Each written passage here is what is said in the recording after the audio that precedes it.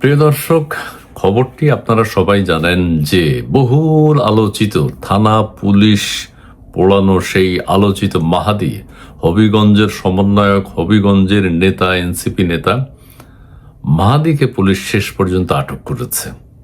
একটা আন্দোলন করতে গিয়ে ধরা খেয়েছে, বিশৃঙ্খলা সৃষ্টি করতে গিয়ে ধরা খেয়েছে। এর আগে সে নানানভাবে যখনই সে আলোচনার তুঙ্গে, যখনই সে থানার ভিতরে দম্ভের সাথে পুলিশের সামনে বলেছিল এসআই সন্তোষকে আমরা পুড়িয়েছি,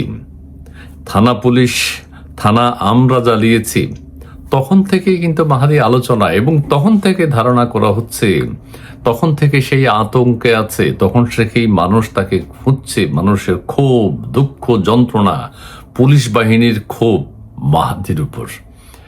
এই মাহাদি রাতে শান্তিমতো ঘুমাতে পারেনি, এটা আমাদের ধারণা, অনেকের ধারণা। এই মাহাদি যেসব কাজ করেছে, যেসব অপকর্ম করেছে, তার খতিয়ান, তার হিসাব যে সাধারণ মানুষ একসময় নেবে, এটি সে জানে। যে কারণে বারবার সেই দেশ থেকে পালাতে চেষ্টা করছে। ভারতে গেছে, আলোচনায় চলে এসছে। ভারতে কেন গিয়েছে সেটি আমরা সবাই জানি। ভারতে গিয়েছে ইউরোপের কোনো দেশের ভিসা সে সংগ্রহ করতে পারে কিনা, তাহলে ইউরোপ চলে যাবে। কিন্তু সেই কাজে সে সফল হয়নি। নানান কেলেঙ্কারির মাধ্যমে সে দেশে এসছে, ঠিক আছে। এরপরে তার কোনো খোঁজ খবর পাওয়া যায়নি।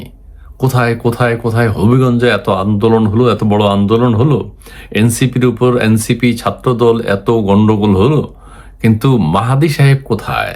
সেই বীর মাহাদি যে পুলিশ পুড়িয়েছে, থানা পুড়িয়েছে, তাকে তো মঞ্চে দেখার উচিত ছিল। জুলাই পদযাত্রার কথা বলছি। নাসিরউদ্দিন পাটোয়ারি সব কথার বক্তব্য দিচ্ছে, কিন্তু ওখানে মাহাদিকে তো খুব দরকার ছিল। এখন শোনা যাচ্ছে মাহাদি তখন মধ্যপ্রাচ্যের কোনো দেশে চলে গেছে, সেখান থেকেও সেই ইউরোপ, আমেরিকা, কানাডার ভিসা সংগ্রহের জন্য চেষ্টা করছে নানানভাবে। কারণ আতঙ্কে আছে, ঘুম হয় না, তো ভালো নেই। জুলাই আন্দোলনের বিপ্লবী যারা, তারা কেউই ভালো নেই, তাদের মন ভালো নেই। যে কোনো মুহূর্তে যে কোনো কিছু ঘটতে পারে। সেনাবাহিনী তাদেরকে আর পাহারা দেবে না। তারা দম্ভের সাথে বলেছে পুলিশ পুড়িয়েছে, থানা পুড়িয়েছে, থানা লুট করেছে, বিভিন্ন সময় বলেছে। তারা এখন আতঙ্কে আছে, আতঙ্ক গ্রাস করেছে তাদেরকে। এই মাহাদি পালানোর বহু চেষ্টা করেছে, কাতারে গিয়েছিল বা অন্য কোনো দেশে গিয়েছে মধ্যপ্রাচ্যের, যে ওখান থেকে একটা ভিসা নিয়ে ইউরোপে চলে যাওয়া যায় কিনা। যে কারণে জুলাই পদযাত্রার সময় হবিগঞ্জ আমরা মাহাদিকে দেখিনি, কিন্তু মাহাদির অভাব বোধ করেছি। তোমার এলাকায় এনসিপি যে এখানে ছাত্রদলের সাথে ইয়ে করবে, তোমার হুঙ্কার কোথায়? সেটা ছিল না। মাহাদি এখন গ্রেপ্তার হয়েছে, এখন হয়তো তাকে নানান উপকর্মের জন্য সে মামলা দেখাবে। যদি পুলিশ মামলা না দেখায়, তাহলে বুঝবো যে পুলিশ নিজেদের বিচার নিজেরাই চায় না। অন্যভাবে বললাম না।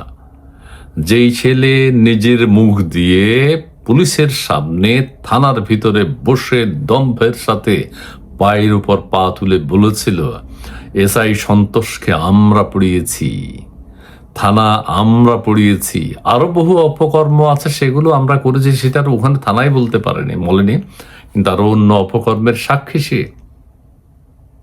সেটার হিসাব তাকে দিতে হবে, সেটার হিসাব তাকে দিতে হবে।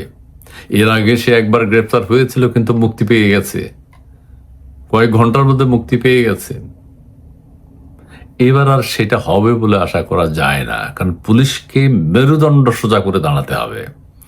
যেই ছেলে তোমার ভাইকে, তোমার সহপাঠীকে, সহকর্মীকে পুড়িয়েছে, যেই ছেলে থানা পুড়িয়েছে, তোমার সামনেই বলছে, দেশবাসী জেনে গেছে, সেই ছেলেকে তোমরা অ্যারেস্ট করার পর সে আবার মুক্তি পাবে বা জামিন পাবে, কোনোদিনও এটা হতে পারে না, হয় না।